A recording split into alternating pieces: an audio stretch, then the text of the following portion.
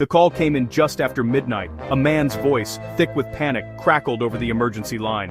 "My wife," he stammered, his words tumbling out in a rush of disbelief and horror. I think I know who killed her." His name was Mark Thompson, an ordinary man, living an ordinary life in the small town of Maple Creek. Until this moment, his biggest worry was paying the mortgage on time, or fixing the leaky faucet in the kitchen sink. Sarah was a beloved second-grade teacher, known for her patience and warm smile. Their home was a testament to their success and stability. To their friends and neighbors, they were the embodiment of the American dream. The first truly unsettling detail came when he found a prepaid cell phone tucked under the passenger seat. When he asked her about it, she laughed it off, claiming it was for a classroom project. Mark wanted to believe her. He needed to believe her. A young woman named Emily Carter, who lived just a few streets away, was reported missing. She was known for her vibrant pink hair and intricate tattoos. Her car was still in her driveway, her wallet on her kitchen counter, as if she had simply vanished into thin air. The news spread quickly through the tight-knit town. A town-wide search was organized. Their calls of "Emily" echoed through the trees. Sarah was at the forefront of the community's efforts, a pillar of strength and empathy. The investigation, stalled by the seemingly solid case against Ben Slater, needed a new direction. They started with Emily Carter's devices, her laptop, her phone, her social media accounts. They weren't just looking at what was there, they were looking for what wasn't. They recovered fragments of a messaging thread from a secure encrypted app with a user whose identity was masked. Emily's last recovered message fragment was a single chilling question. "Are you sure this is safe? It feels wrong." The reply, if there was one, had been wiped too thoroughly to be recovered. Detectives re-interviewed Sarah Thompson. Her interview was initially a formality. When they asked about an older woman Emily looked up to, a flicker of something unreadable crossed Sarah's face. A brief hesitation, then she shook her head and said no. After she left, investigators reviewed the videotape, analyzing it frame by frame. They weren't just listening to her words, they were studying the science of her deception. The deviations were stark. Her speech became more stilted, she used more filler words, as her brain worked harder to construct plausible lies. Driven by desperate need for answers, Mark crept into Sarah's craft room one night after she was asleep. On a hunch, he typed in the name, Emily Carter. The screen unlocked instantly. His blood ran cold. It wasn't proof of anything, but it was a horrifying confirmation that his wife's secrets and the town's tragedy were undeniably linked. The search history was a roadmap of a disturbed mind. How to permanently delete digital files, untraceable poisons, and most chillingly, how to soundproof a basement. Her hidden email account was filled with messages from a single anonymous sender, discussing meeting times and payments in cryptic coded language. Each discovery was a fresh stab of betrayal, eroding 15 years of cherished memories. The breakthrough came from analyzing the family's home internet records. They found the MAC address for Sarah's hidden tablet. For the first time, they had a definitive technical link between Sarah Thompson and the mysterious mentor who had been communicating with Emily Carter. They found numerous instances where the two phones were in the same place at the same time: secluded parks, quiet parking lots, remote wooded areas miles outside of town. The most damning evidence came from a cloud backup. Tucked away in a mislabeled folder, they found a draft financial agreement.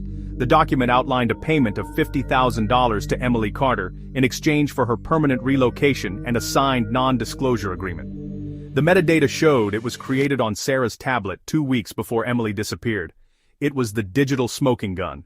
The digital evidence allowed investigators to construct a detailed and chilling timeline of the 48 hours leading up to Emily Carter's disappearance. It began with a flurry of messages between Emily and the mentor. Sarah was pressuring Emily to accept the financial agreement and leave town immediately. At 6:05 p.m., cell tower data placed both phones at a remote park on the edge of town. At 6:42 p.m., Emily's phone sent its last message, "Are you sure this is safe?"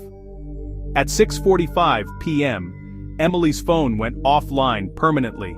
It never pinged another tower. The timeline tracked Sarah's movements after leaving the park to an industrial area with waste disposal facilities for exactly 15 minutes, then home. It was the timeline that finally broke Mark Thompson. The police brought him in as a key witness. He returned home late that night, the house suffocatingly silent. Sarah was out attending a town hall meeting to keep the search efforts alive. Driven by final desperate need to see the full picture, he went to their bedroom and found the ornate wooden box she'd always called her box of memories.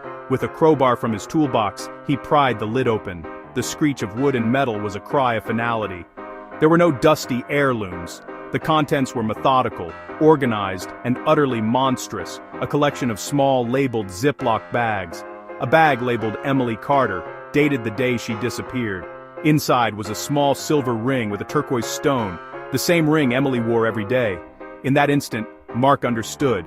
This wasn't the first time. Emily wasn't the first. The box was not a collection of memories, it was a collection of trophies. He was staring at the work of a serial predator, a monster who collected souvenirs from her victims. The call came just after midnight. "My wife," he stammered. "I think I know who killed her."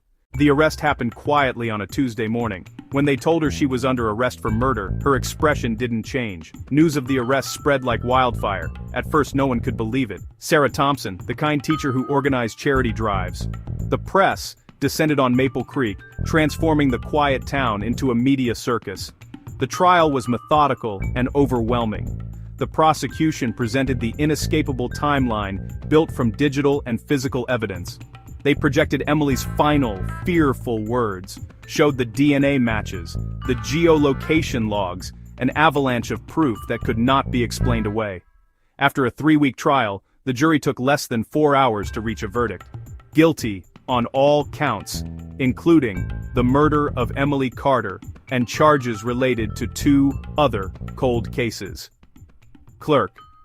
Guilty. In the aftermath, Mark Thompson and his children moved away from Maple Creek, hoping to leave the ghosts of their old life behind. He dedicated himself to his children, creating a new home built not on secrets, but on honesty, however painful that honesty might be.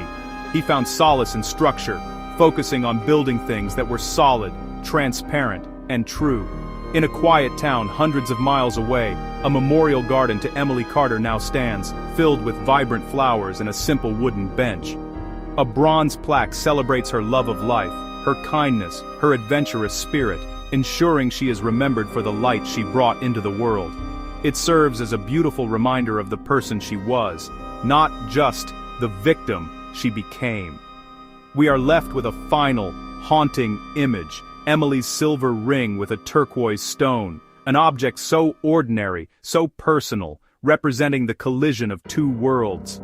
The bright, visible world of a life being lived and the dark, secret world of a predator who transformed lives into souvenirs.